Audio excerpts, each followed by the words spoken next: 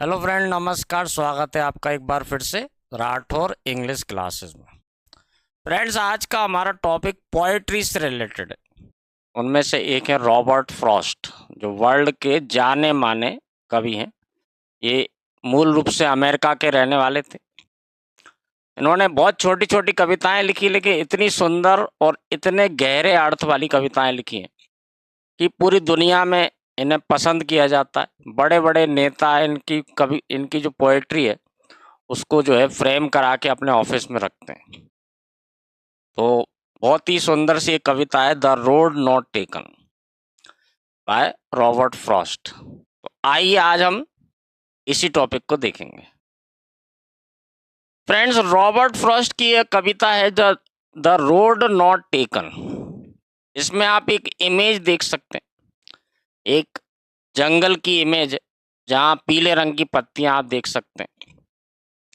और इसमें आप देखेंगे कि एक रास्ता जो है इधर मुड़ गया और एक रास्ता इधर मुड़ गया। एक रास्ता आ रहा था और आगे जाके ये दो रास्तों में मुड़ गया। इस पिक्चर को अपने दिमाग में रखिए फ्रेंड्स, क्योंकि ये कविता जो है ये इसी गहरे अर्थ के बारे में लिखी गई है। द रोड नॉट टेकन, एक पीले रंग का जंगल है जिसमें एक रोड आ रही है जो आगे जाके दो हिस्सों में बंट जाती है। तो आइए इस कविता को देखते हैं। ये इमेज को हम अपने दिमाग में रखेंगे तो आपके लिए काफ़ी सारी चीज़ें समझना आसान हो जाएंगी।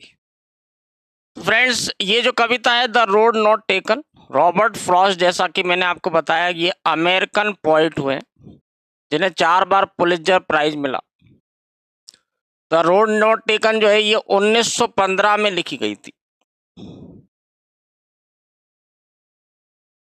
इस कविता को फ्रेंड रॉबर्ट फ्रॉस्ट ने 1915 में लिखा था, जब ये लंदन में रह रहे थे। लंदन में अपने एक फ्रेंड के साथ ये घूम रहे थे और जो उनका जो मतलब एक मानसिकता थी कि वो कोई डिसीजन नहीं ले पाते थे। किसी डिसीजन को लेने में उन्हें बड़ी कठिनाई होती थी कि मैं इस दिशा में जाऊं या उस दिशा में जाऊं। तो पोएम जो रिटर्न ये जो लिखी गई है, ये क्लोज फ्रेंड थे इनके, एडवर्ड थॉमस। ये भी एक कवि थे और ये इनके बहुत नज़दीकी दोस्त थे। एक दिन ये दोनों घूमने जा रहे होते हैं और इनकी बातचीत चल रही होती, और उस बारे में ये जो है बातें कर रहे होते हैं, डिसीजन नहीं ले पाने की जो स्थिति बनती है। तो ये वॉक पर जा रहे थे कंट्री साइड, ग्रामीण क्षेत्र में, और वहाँ पर इनके दिमाग में एक कविता का जो है विचार आया और फिर उन्होंने ये कविता लिखी। ये कविता हालांकि एक हल्के फुल्के अंदाज में मजाक उड़ाने के नज़रिए से लिखी थी, यानी मजाक उड़ाने का मतलब एक हंसी हंसी मजाक के उसमें लिखी थी। लेकिन ये कविता फ्रेंड इतनी ज़्यादा अच्छी है कि ये पूरी दुनिया में इसको हर व्यक्ति पसंद करता है। इसमें कई गहरे अर्थ छुपे हुए। एक सामान्य अर्थ आप देखेंगे और आप जब इसको बार बार 2-3 बार पढ़ेंगे तो आपको लगेगा कि ये तो शायद मेरी ज़िंदगी के ऊपर ही लिखी गई है। हर व्यक्ति को ऐसा नजर आएगा।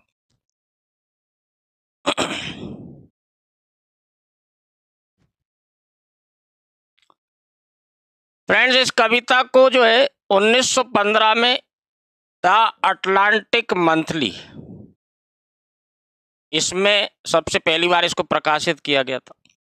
इसके बाद फ्रेंड जब अमेरिका लौट करके आए रॉबर्ट फ्रॉस्ट, तो इनकी जो थर्ड पोएट्री कलेक्शन था 1916 में, ये हेनरी हॉल्ट जो कंपनी है यूएस में, इन्होंने छापा था third poetry collection Robert Frost का। उसमें भी इसको शामिल किया गया इस कविता को। फ्रेंड्स, इस कविता में 4 स्टेंजाज हैं, ठीक है ना। 4 स्टेंजाज हैं जिसमें हर स्टेंजा में 5-5 लाइन है। तो ये ध्यान रखना है फ्रेंड, मोटी मोटी चीजें। इस कविता में 4 स्टेंजा है और हर स्टेंजा में 5 लाइन्स यानी क्विंटेंस का यूज किया गया है। राइमिंग स्कीम की बात करें फ्रेंड, तो इस कविता में ए बी ये राइमिंग स्कीम है। ए बी ये राइमिंग स्कीम आएगी इसमें। इस कविता से रिलेटेड और बहुत सारी चीजें हैं जिसे हम बाद में डिस्कस करेंगे। पहले हम इस कविता को पढ़ के देखते हैं और इसको समझने की कोशिश करते हैं। तो आइए देखिए, two roads diverge in yellow wood. अभी जैसे मैंने आपको एक पिक्चर दिखाई थी, एक येलो वुड यानी येलो यानी पीला और वुड यानी होता है एक छोटा सा जंगल, जो छोटे आकार का जंगल रहता है उसको वुड कहते हैं। तो इसलिए मैंने आपको वो तस्वीर दिखाई थी जिसमें आप देख सकते थे पेड़ों की पत्तियां जो है पीले रंग की थी। जो स्प्रिंग का मौसम रहता है वहाँ पेड़ों की पत्तियां इस तरह से पीले रंग की होती हैं। और जैसा मैंने आपको बताया था कि एक रास्ता जा रहा था और आगे जाके ये दो भागों में बट गया, तो वही चीज बोली गई है, to roads diverge in a yellow wood. दो रोड जाके बट गए एक पीले से जंगल में। And sorry I could not travel both. और फिर कवि कह रहे हैं कि मुझे खेद है कि मैं दोनों रास्तों पर नहीं चल सकता। एंड बी वन ट्रेवलर, और एक यात्री होने के नाते लॉन्ग आई स्टूड, बहुत देर तक मैं वहां पर खड़ा रहा। And looked down one as far as I could, और एक को देखता रहा जितनी दूर तक मैं उसको देख सकता था। To where it bent in the undergrowth. देखिए अंडरग्रोथ का मतलब है डेंस बसेस, घनी झाड़ियां, ठीक है ना, जहां तक कि वो जाके मुड़ गया एक घनी झाड़ियों में, यानी एक रास्ते को मैं दूर तक देखता रहा और आगे जाके घनी झाड़ियों में वो गायब हो गया। तो फ्रेंड्स ये जो पहला स्टेंजा है इसमें कवि ने ये बताया कि हमारे जीवन में कभी ना कभी ये अवस्था आती है कि जब हमारे सामने दो रास्ते होते हैं, two roads diverge in yellow wood, दो रास्ते जो है एक रास्ता जाके दो रास्तों में बट गया, और एक यात्री के नाते में दोनों रास्ते पर नहीं चल सकता, यानी कोई व्यक्ति के पास अगर दो विकल्प है तो वो दोनों पे तो नहीं जा सकता, उसे कोई ना कोई एक चुनना पड़ेगा। तो एक यात्री के नाते वो बहुत देर तक देखता रहा कि मैं कौन से रास्ते पर जाऊं या दोनों रास्ते किस दिशा में जा रहे हैं, और जितना दूर तक मैं देख सकता था उतना दूर देखा। ऐसे ही हम करते हैं, जब हमारे पास दो विकल्प होते हैं तो हम दोनों विकल्पों पर विचार करते हैं और किसी एक विकल्प के बारे में ज़्यादा देर तक सोचते हैं कि इसमें आगे अगर हम जाएंगे तो फिर आगे हमारे भविष्य में क्या क्या अच्छा हो सकता है, क्या क्या हम पा सकते हैं। फ्रेंड्स स्टूडेंट के तौर पे आपके सामने भी ऐसा बहुत बार होता है। जैसे एक उदाहरण के लिए लें कि एक बच्चा 10th क्लास में पढ़ रहा है। जनरली हमारे यहाँ दो ही सब्जेक्ट पे ज़्यादा गौर किया जाता है, या तो वो बायोलॉजी साइंस लेगा या फिर मैथ्स लेगा। तो अब उसके सामने दो विकल्प हैं, एक बायोलॉजी ले सकता है तो बायोलॉजी से वो आगे जाके डॉक्टर बन सकता है, साइंटिस्ट बन सकता है, मेडिकल फील्ड में जा सकता है। अगर वो मैथ्स लेता है तो इंजीनियर बन सकता है, बीटेक कर सकता है, उसमें भी साइंटिस्ट लेवल पे जा सकता है, या और भी बहुत सारे काम कर सकता है। यानी दो रास्ते हैं उसके सामने, तो वो दोनों रास्तों के बारे में विचार करता है। दोनों रास्तों पे तो नहीं जा सकता, ऐसा तो नहीं कर सकता कि बायोलॉजी भी ले लो और मैथ्स भी ले ले, तो एक ही रास्ते पर जा सकता है। फिर उसको देखता है वो बहुत दूर तक कि मैं इसमें अगर जाऊंगा तो मेरा भविष्य क्या होगा, मैं क्या करूंगा, आगे जाके क्या क्या होगा। तो आप अपनी जिंदगी से जोड़ के देखें तो ये आपको ऐसा लगेगा कि जैसे आपके ऊपर ही लिखी गई कविता। यही कवि की महानता होती है। कोई कवि महान तभी कहलाता है फ्रेंड जब वो ऐसी रचना करता है, जब उसको मैं पढ़ूंगा तो मुझे लगेगा यार ये तो मेरे जीवन के ऊपर में लिखी गई है। आप पढ़ेंगे तो आपको लिखेगा यार ये तो बिल्कुल मेरे जीवन के ऊपर लिखी गई है। तो अपने आप को हम कनेक्ट कर लेते हैं उस कविता से, या कोई राइटर है जैसे कोई नॉवेल लिखा है तो कई बार ऐसा लगता है कि ये तो बिल्कुल ऐसा लग रहा है कि जैसे मेरे ऊपर ही लिख दिया गया। इसलिए रॉबर्ट फ्रॉस्ट को इतना महान कवि माना जाता है। उनकी भाषा बहुत सरल है, लेकिन इसका जो रहस्य रहता है, इसका गूढ़ जो अर्थ रहता है वो बहुत ही अच्छा निकलता है, बहुत प्रभावित करता है लोगों। आइए फ्रेंड्स सेकंड स्टेंजा को देखते हैं। देन टुक द अदर, तब मैंने दूसरा रास्ता ले लिया। एज जस्ट एज फेयर, जितना मुझे सही लगा उतना। And having perhaps the better claim, और संभवतः वो ज़्यादा अच्छा प्रतीत होता था, है ना। Better claim means better option था। तब मैंने दो रास्तों को देखा बहुत देर तक, जहां तक मैं देख सकता था, और उसके बाद फिर मैंने दूसरा रास्ता चुन लिया जो मुझे ज्यादा बेहतर नजर आ रहा था। बिकॉज इट वॉज ग्रासी, क्योंकि उस पर घास उग रही थी। एंड वांटेड वियर, देखिए वांटेड वियर का मतलब होता है नॉट यूज्ड बिफोर, इसके पहले उसका ज्यादा उपयोग नहीं किया गया था। तब मैंने दूसरा रास्ता अपना लिया जो घास से भरा था और ऐसा लग रहा था कि उस पर कम लोग ही चले थे। Though as for that the passing there had worn them really about the same. और जब मैं उस रास्ते पर चलने लगा तो चलते चलते मुझे एहसास हुआ कि ये रास्ता और वो जो दूसरा रास्ता मैं छोड़ के आया हूँ वो लगभग लगभग एक जैसे ही थे। यानी जब कभी उस रास्ते पर चलना लगता है तो उसको लगता है कि यार कोई बहुत ज्यादा अंतर नहीं इन दोनों रास्तों में। आइए फ्रेंड तीसरा स्टेंजा देखते हैं। And both that morning equally lay in leaves no step had trodden black. और दोनों ही रास्ते सुबह के समय एक जैसे पड़े हुए थे, यानी एक जैसे उन पर पत्तियां पड़ी हुई थी, और ऐसा लग रहा था कि उन पर चल करके किसी ने उनको काला नहीं किया, यानी उन पत्तियों पर कोई चल के नहीं गया है। दोनों रास्ते जो है इक्वली थे, बराबर एक जैसे दिख रहे थे और उन पर पत्तियां पड़ी थी, और ऐसा देख करके लग रहा था कि इन पर चल के कोई नहीं गया, क्योंकि कोई चल के जाता तो पत्तियां काली पड़ जाती। Oh I kept the first for another day.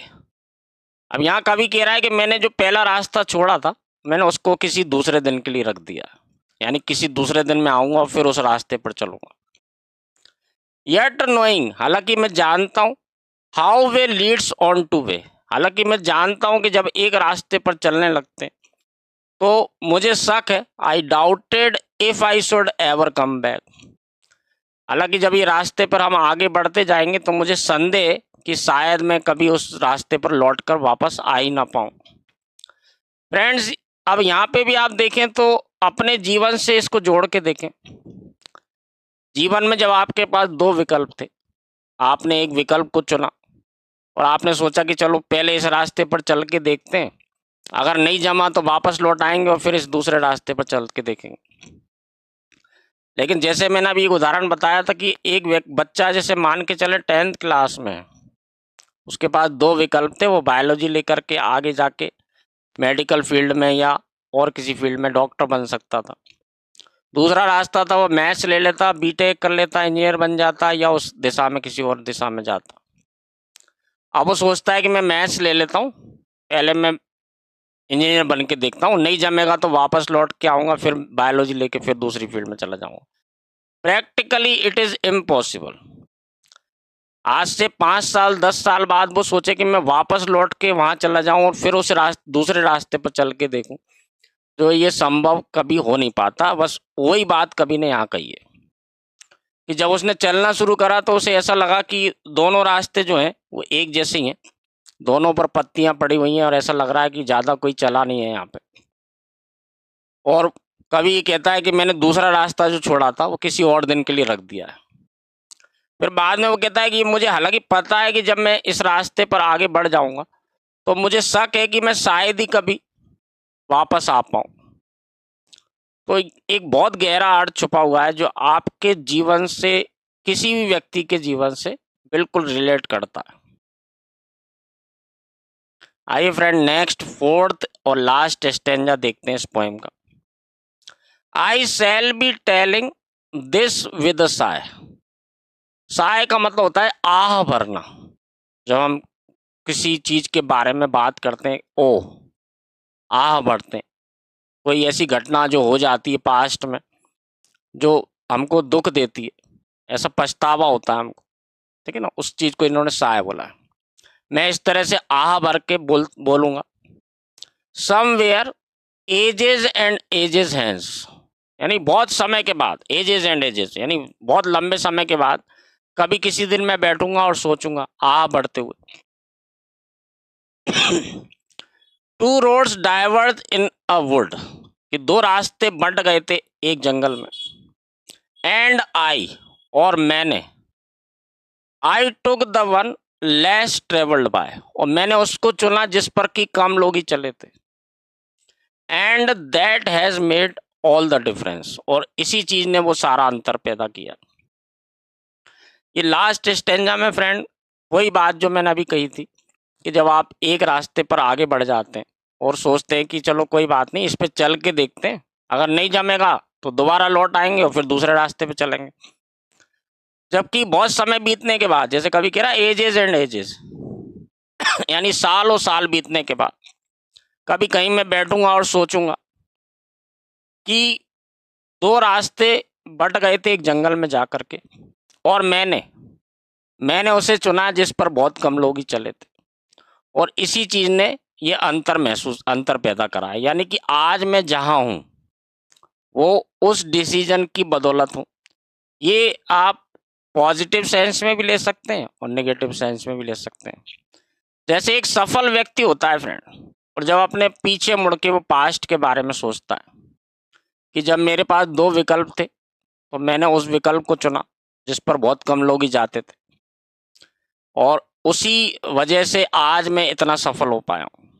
अगर मैं वो रास्ता नहीं चुनता तो आज मैं इतना सफल नहीं होता। अब इसको निगेटिव सेंस में देखें, एक असफल व्यक्ति भी यही सोचेगा फ्रेंड कि वो अगर जब मेरे पास दो रास्ते थे तो मैंने उस रास्ते को चुना जिस पर बहुत कम ही लोग गए थे, और मैंने शायद ये गलती कर दी, और इसी कारण से आज मैं यहाँ पे हूँ। तो ये इस कविता की खूबसूरती है फ्रेंड्स कि हर व्यक्ति, चाहे वो सक्सेसफुल हो चाहे वो अनसक्सेसफुल हो, चाहे वो किसी भी बहुत ऊंचे मुकाम पर हो या कहीं भी कुछ भी ना कर पाया हो, दोनों व्यक्ति जब इसको पढ़ेंगे तो दोनों व्यक्तियों को ऐसा लगेगा कि ये मेरी जीवन के ऊपर लिखी गई है। रॉबर्ट फ्रॉस्ट फ्रेंड मेरे भी सबसे पसंदीदा पोएट हैं, और ये पंक्तियां मैंने अपनी डायरी में, जब मैं कॉलेज में पढ़ता था तब मैंने इन पंक्तियों को अपनी डायरी में लिख करके रखा था, जो मुझे क्योंकि बहुत अच्छी लगती थी। हालांकि उस समय मैं ना कवि के नाम को भी नहीं जानता था, मैंने ये कविता कहीं पढ़ी थी और मुझे इतनी अच्छी लगी कि मैंने उसे अपनी डायरी में नोट करके लिखा। बहुत बाद में जब हम पोएट्री पढ़ने लगे तब जाके पता लगा कि ये कोई रॉबर्ट फ्रॉस्ट नाम के कवि हैं जिन्होंने ये कविता लिखी है। स्कूल के बच्चों के सिलेबस में भी ये कविता आपको मिलेगी। फ्रेंड्स, रॉबर्ट फ्रॉस्ट जो कवि है, इनकी सबसे बड़ी खासियत यही है कि ये कविता बहुत बड़ी नहीं लिखते, छोटी छोटी कविताएं लिखते हैं, बहुत सरल शब्दों का प्रयोग करते हैं, बहुत ज़्यादा लिटरेचर के या ऐसे कठिन शब्दों का प्रयोग नहीं करते जो हम सामान्य व्यक्ति को समझ में ही ना आए। लेकिन इनका जो अर्थ है वो हमेशा बहुत गूढ़ अर्थ निकलता है, और इतना अच्छा आपके दिल को छू जाता है कि आपको लगता है कि वाह, मज़ा आ गया इस कविता को पढ़ के। अपने आप को हम रिलेट कर पाते हैं, उससे जोड़ पाते हैं उस कविता को।